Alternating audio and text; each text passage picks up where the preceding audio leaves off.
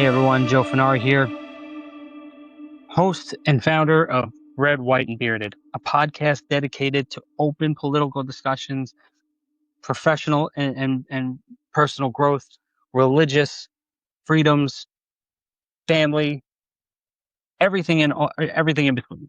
We talk about it all, and encourage open debate and want to have discussions. Not only people who agree with us, but more importantly, the people who don't. Today is our second episode, and we hope that you're enjoying everything that we've been putting out there, because we want to help build a coalition of not only like-minded people, but people who don't see eye to eye. We've lost touch with the ability to debate and not take it personally. So today, we're going to be discussing, today's episode, I should say, is faith, family, freedom, and Ferrari. From Lincoln to today, have America's political parties changed? And I think we could say resoundingly, yes, they have, and not in a good way. So when most Americans think Republican or Democrat, they picture today's battles, right? Whether it's transgenderism, sexual identity, whether men and women can go in alternating bathrooms, vaccine requirements, or now vaccine leniencies. We're taking a lot of the restrictions away. Stronger military versus weaker military. Stronger borders versus weaker borders. Economics. Where America stands on the world stage, all of these little battles are made to think they're bigger ones. Because when we're focusing on the smaller things that we think affect our day-to-day life, those who are in power can do what they feel is necessary or what they really want. But the Republican Party of Abraham Lincoln isn't identical to today's Republican Party, and likewise with Andrew Jackson's Democratic Party. Looks very different than today's Democrats. So what changed from then to now over the last 150 years? What has changed?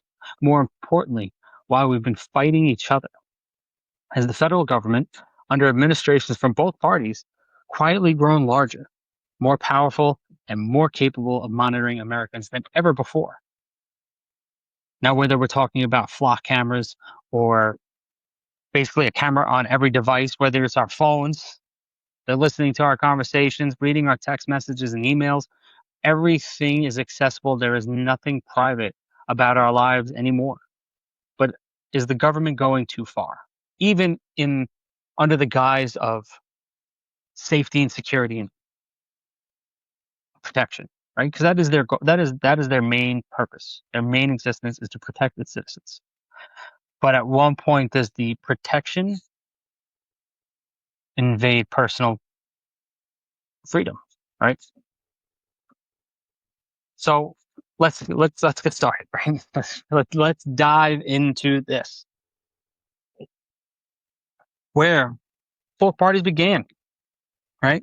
So we'll start with the Democratic Party, right? It was founded around Andrew Jackson's time, 1828, or founded around Andrew Jackson himself, not his time frame, but in 1828. And their core beliefs are not different than where our Republicans are now. Limited federal government, strong states' rights, agriculture economy, populist, perspective. And then we're kind of even get into a little further of the Civil War era Democrats, Southern Democrats, and how they evolved into the New Deal, the New Deal transformation, modern progressive coalition.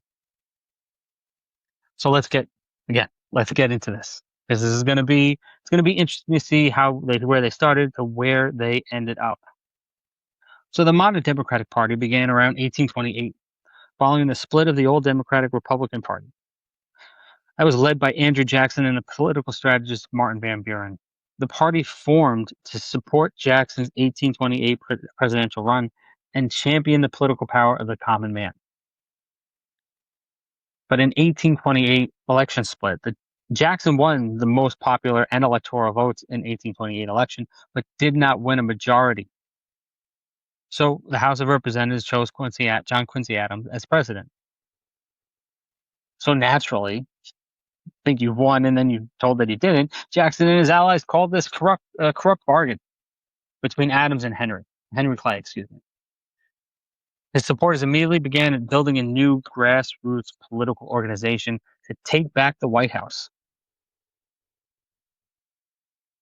In addition to that, the core ideas and the rise of Jackson, right? Jackson ran in 1828, a man of the people. He fought in the War of 1812, was a war hero. His platform focused on simple, limited government and equal political opportunity for ordinary, well, excuse the way it's being worded, but equal opportunity or political opportunity for ordinary white men. So excuse that, but this is just our history, right? We gotta accept it for not accept it for what it is, but well, actually accept it for what it is. It's our history. Doesn't mean we have to agree with it, but that's where we stand. Most states had dropped property ownership rules for voting, which let many more working men vote for Jackson. Right before you had to own property to vote. Jackson won the 1820 election, took office as the seventh U.S. president, solidifying the launch of the new Democratic Party. The Democratic Party underwent dramatic structural and ideological transformations from the Civil War to the 21st century. So, the Civil War and Reconstruction was 1860 to 1877.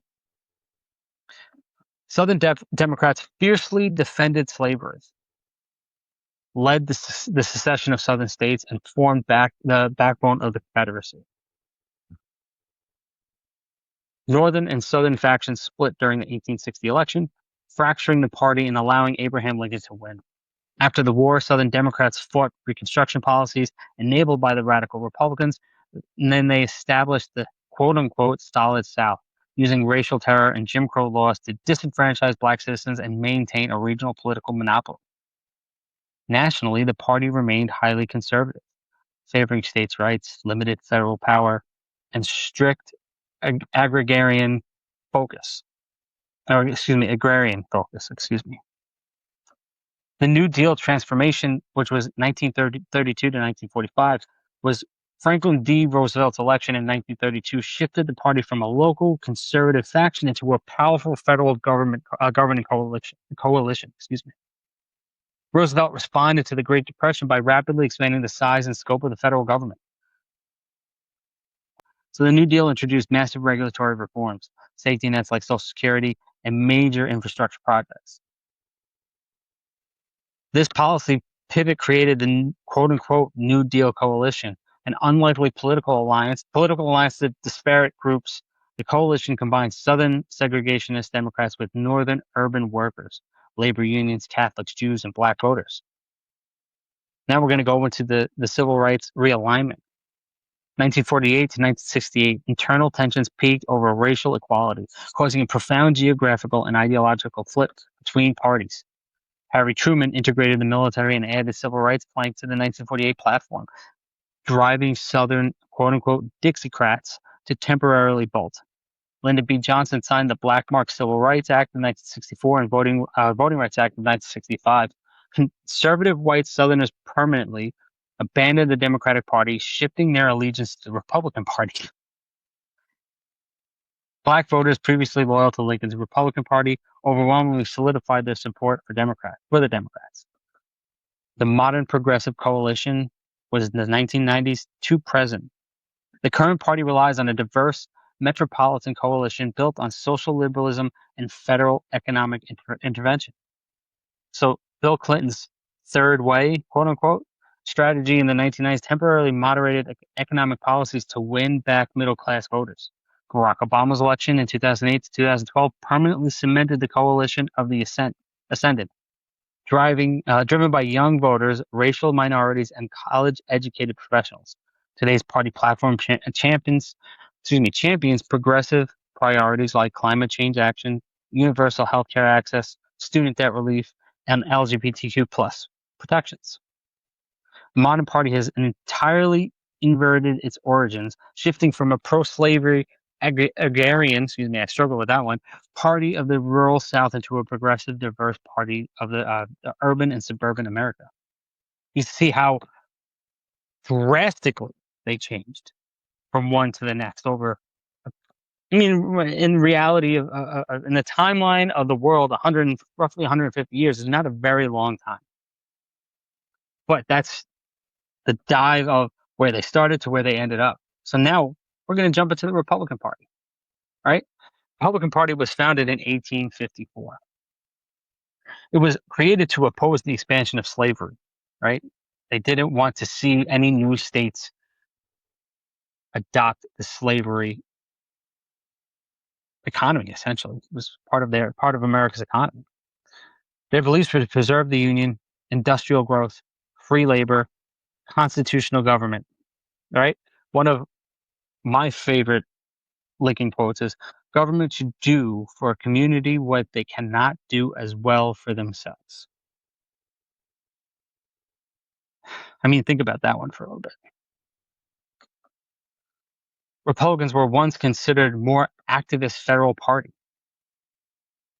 And now the Republican Party that was founded in 1854 to oppose the expansion of slavery into new Western territories, its core belief centered preserving the Union, promoting industrial growth, supporting free labor ideology, and defending the constitutional government.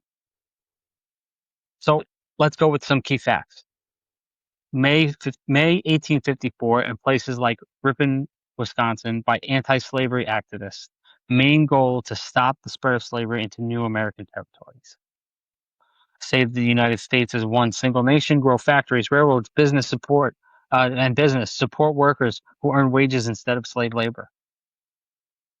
They wanted to follow the rules of the Constitution. How did parties go from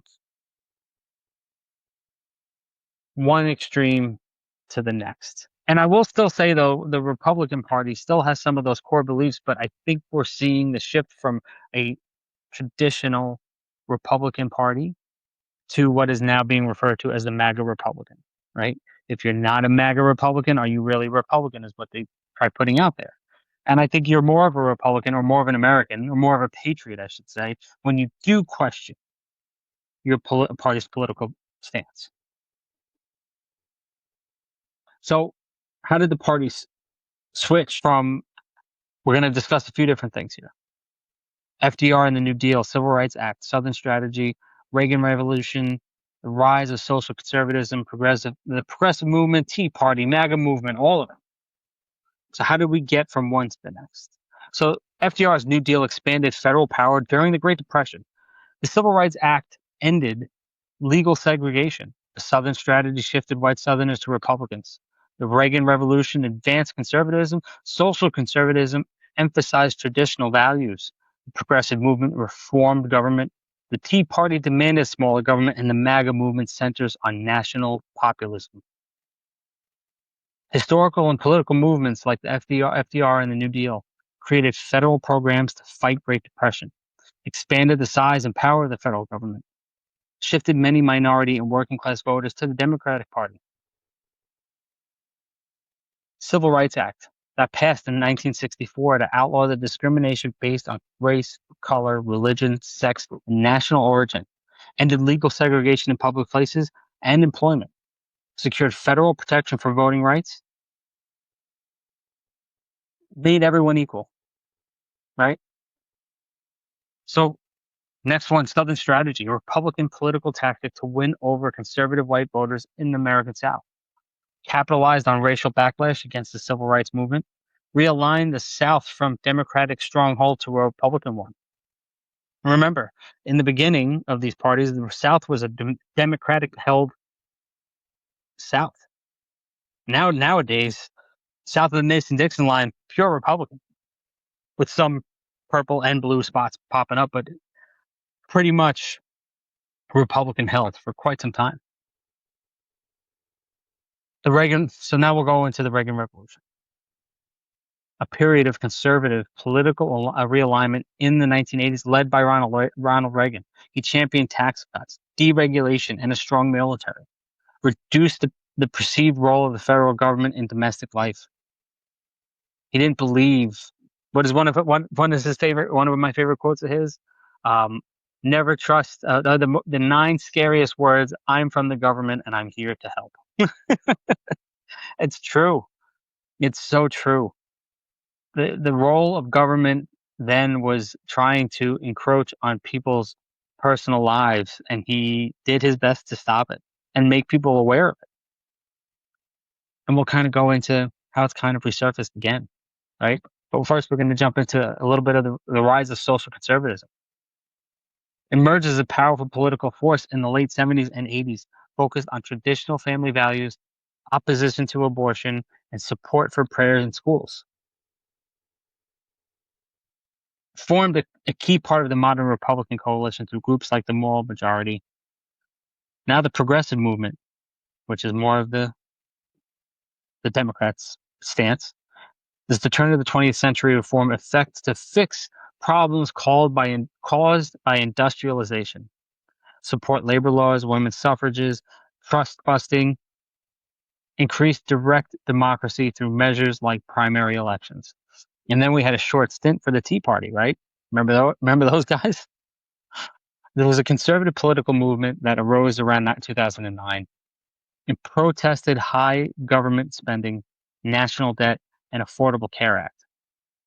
It pushed the Republican Party towards a more uncompromising conservative stance.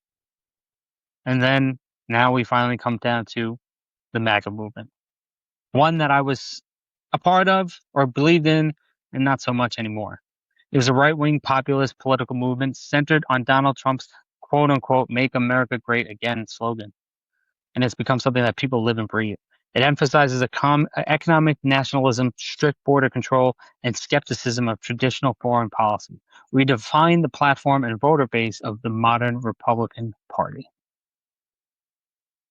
So now that we've gone through the origins of the parties, the movements and moments, brief movements and moments throughout our history that have changed their origin stories to where they ended up now, which is kind of reversed. Let's think about that for a second. Democrats were very smaller government, states' rights, and now they've converted into larger government, more involvement in our day-to-day life. Where the Republicans started off that way and ended up with a more stricter, smaller government, stricter, a more stricter approach on getting involved in everyday Americans' lives. But now we're going to kind of go into the growth of the federal power, right? This instead of being left versus right, we're going to showcase just how the federal government, doesn't matter who was in party or what party was in power, that the federal government has been slowly chopping away at our individual rights and even states' rights. But the things they do are not technically in the best interest of the people, right? So the growth of the federal power.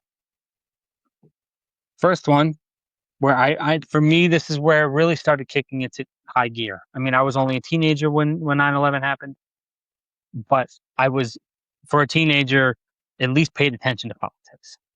And after 9/11 happened, which was a travesty, the worst terrorist attack in this nation's history, the Patriot Act was born, where the federal government can now expand its surveillance on American citizens at home and abroad because they may be deemed or involved in terrorist activities. Good or bad, we're just pointing out facts here. Not really giving an opinion, just going over the increased power of the federal government. Now, it expanded surveillance after 9/11. Critics argued that it was dramatically increased government monitoring powers, and they were not in favor of it. We're going to some of the topics we'll cover here: the NSA surveillance, phone metadata, internet collection. Many programs continued across multiple administrations. Just because one started it, they saw the benefit of having it. They didn't think we needed to get rid of it because it was useful, or the people who were monitoring in those departments fought for it. So social media, government communications with technology companies, especially during COVID, over misinformation during the COVID time, COVID years and the election.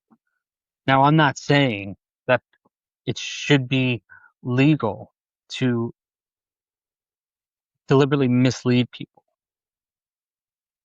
but for the government to say to a company, a privately owned company, saying, "Hey, you need to do X, Y, and Z, or you're going to be a problem. This is going to be a problem for you."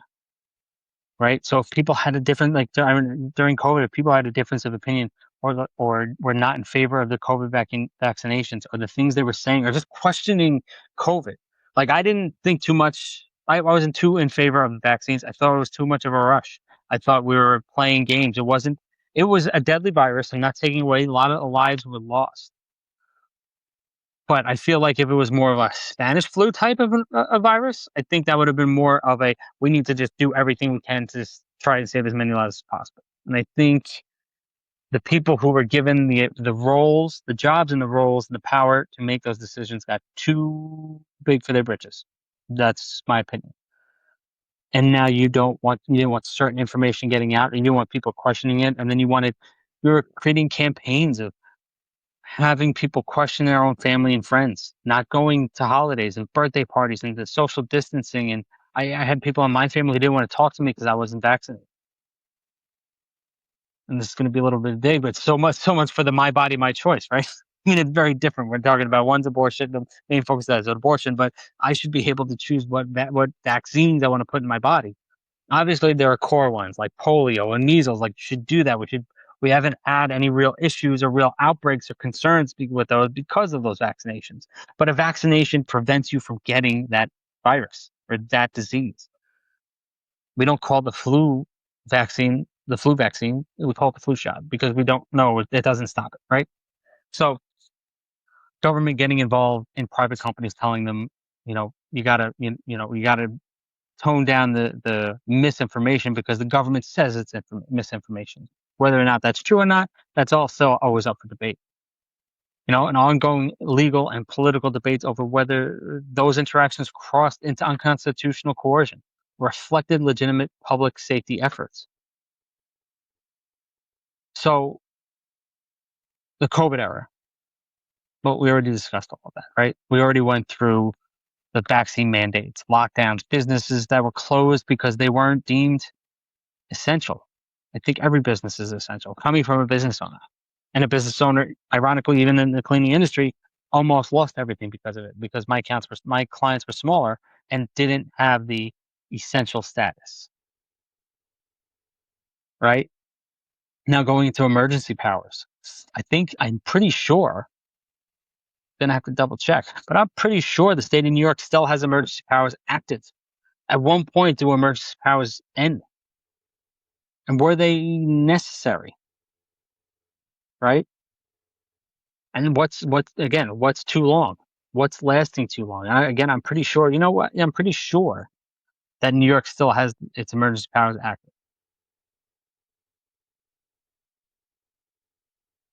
And let's ask the question: should government have more limits during emergencies? And I'm a little, I'm not going to give too much of an opinion on that one. This is all just, what do you think? What's your opinion on? Now, digital surveillance. Now we're going through. We've had the license plate readers, but now it's getting more involved, and they're trying to now, the flock cameras, or actually they're a different one than flock, but using those cameras and putting them on every street light across America. There's tens of thousands, I would have to say millions, of street lamps across America. They want to put them on every single one, and I get the purpose. I saw one the other day, an article that they found a girl who was missing, a little girl who went missing, who was kidnapped within 30 minutes because of those cameras. I'm not saying they don't have a benefit. I'm just, whenever government does something for security reasons, very rarely does it end up working out for security reasons. It always seems to end up getting used against us in one way or another. Facial recognition. I mean, granted, I'm putting my face online, so that for me is out the window. I can't argue for that. But like, where does it end? cell phone location tracking, right? Even if I turn this off, I saw a podcast the other day. A tech guy was talking about it. Said that even if I turn this off, Google still tracks me. We'll still be able to track you. AI monitoring, now, and they're talking about building data centers. What are the data centers really, going to be used for? How much data are we really storing, and what data are we storing? So you got all these flock cameras and everything going up across the country, and then where do you store all that information? Again, not giving one opinion over the other yet. We can have that discussion later on or another time, but just the different things that are coming up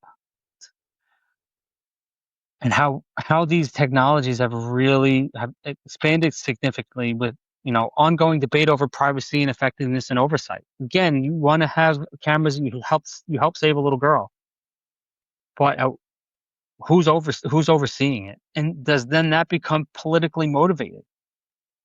Like everything else, it becomes in some way or another, something's going to become politically motivated.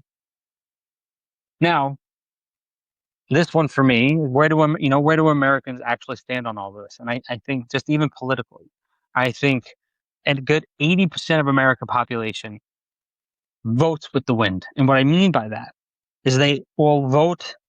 They don't have core values that sticks with one party or the other, or one party over the other. They've got some conservative beliefs, and they've got some liberal beliefs. I think a majority of Americans believe that way, but it it's not perceived that way due to the media and the news. It's ultra conservative or ultra liberal, and there's no in between. You got the 10% ultra right, 10% ultra left, and it's like anything else in life. The squeaky wheel gets the grease. So polling consistently shows many Americans do not fit neatly into one party. Like I'm just saying. Many Americans believe in free speech, secure borders, affordable healthcare, lower taxes, privacy, local control, strong police and accountability, religious liberty. What both parties, at one point or another, believed in, and most importantly, let's not even talk about the party at the moment. Let's just say what America truly believes in: the core belief, the soul of this nation. Most Americans, I believe, hold views that combine the traditional Republican Democratic positions. They believe that we should have a secure border, but do a lot of us believe that we need to have ICE agents asking people to prove they're citizens? I don't know. We believe in a strong military, but do we need to bomb a nation because we're there? The government's telling us that they're going to bomb us first. That would be like, I'm going to go knock out my neighbor across the street because I heard that he's going to punch me first. It doesn't make sense. Let me know what you think. But are we always getting all the truth? Most likely not. And I think Americans just want common sense governance. They don't really hold too high regard of one party or the other. If anything else, we are becoming a national spectacle. And we're allowing it. And this is where it's got to stop. There's going to be a breaking point where we have to just, as Americans, say, enough is enough. Now, let's ask the important question. Is government getting too big? This country was founded on limited government. Actually, almost so limited. Even the Articles of Confederation, the government was so small there was no point to it. Our founding fathers almost wanted it to be just right there of anarchy. Like they did not trust government at all. But honestly, the government that we have, the constitutional republic that we live in today, is the most efficient and expertly designed government that has ever been and will ever be. A government governed by the people itself, not an aristocracy, which I think we've become quietly, but the core belief of the country, of the government, is smaller government.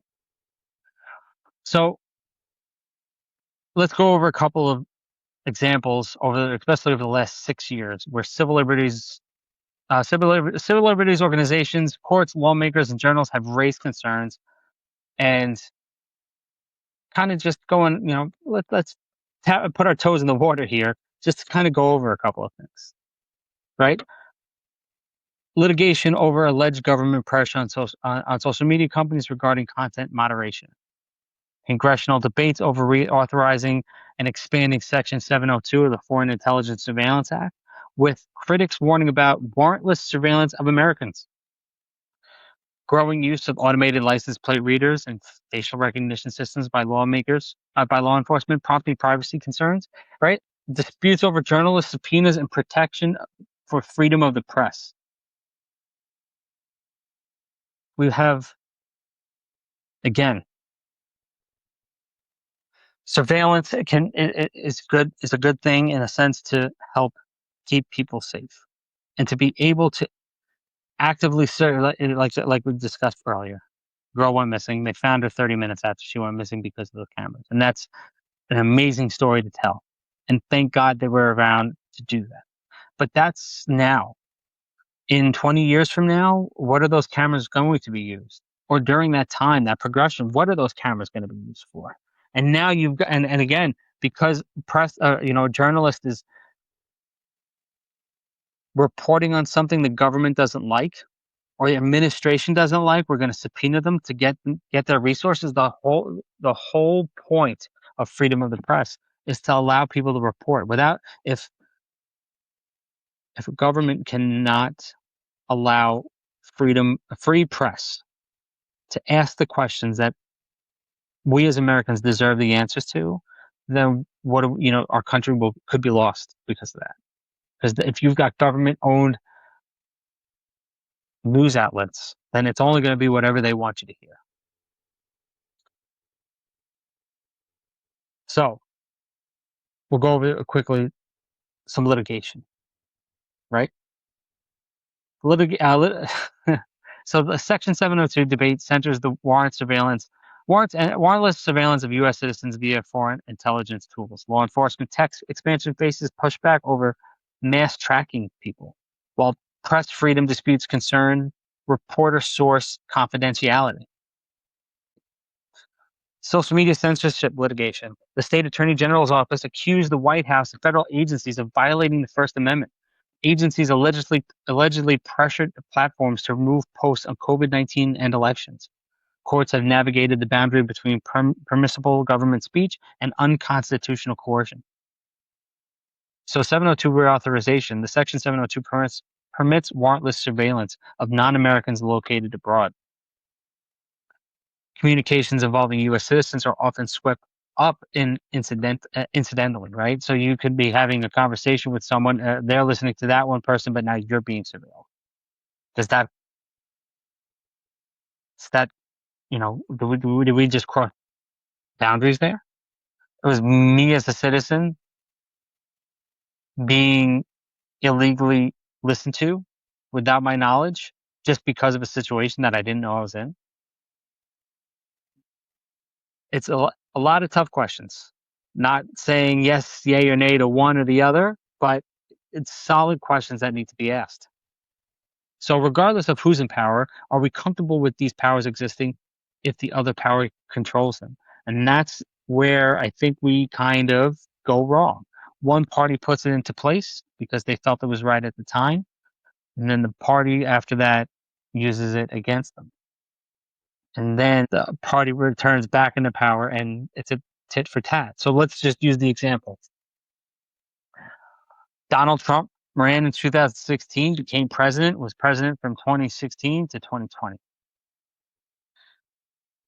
Allegedly, after he was no longer president, the Biden administration and the Justice Department surveilled him, listened to him, and what I believed at the time, I don't know, I actually probably still would believe it because it just seems to be the preferred method our federal government likes to use, where they were they were essentially abusing their power because they wanted to make sure he didn't want to run again.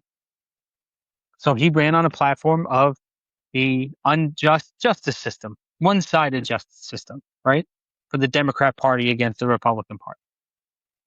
And I think that built up into such a hype that's part of my party's belief system now, is that the justice system isn't just anymore.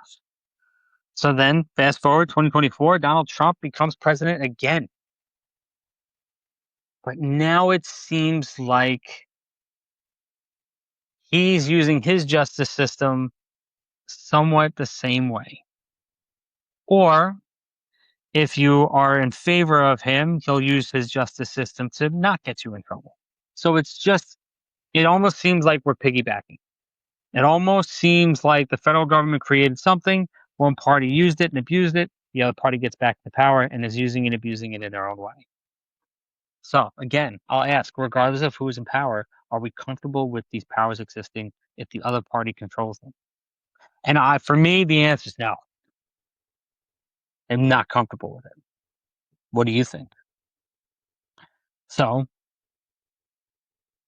let's end with this. Political parties have changed throughout American history. Presidents have come and gone. Congress has flipped back and forth. Yet one trend appears remarkably consistent. The federal government has generally accumulated more authority over time. Whether that's necessary for security or a risk to liberty is a debate every generation must have. If we care about faith, family, and freedom, perhaps the real question isn't whether Republicans or Democrats are winning, but whether ordinary Americans are preserving the constitutional principles that limit government power. Ask that of yourself. Do a deep dive internally. Ask those questions. It's not only our right, but it's our responsibility to keep our federal government and even state government accountable. I hope this little dive into history of the two parties and where we stand today was entertaining, was fun, was educational, but most importantly, makes you think. Because at the end of the day, the ability to think and speak freely may be in jeopardy one day.